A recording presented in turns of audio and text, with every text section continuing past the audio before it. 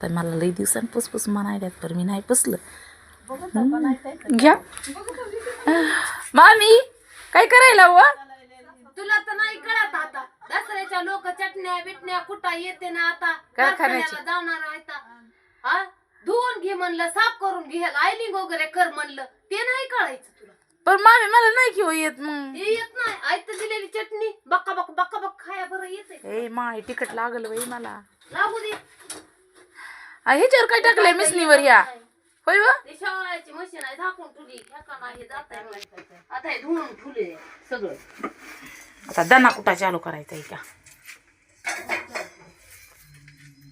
स्वतःला तर काही येत नाही हो आयत हाय सर तरी पण हे होत या करायला.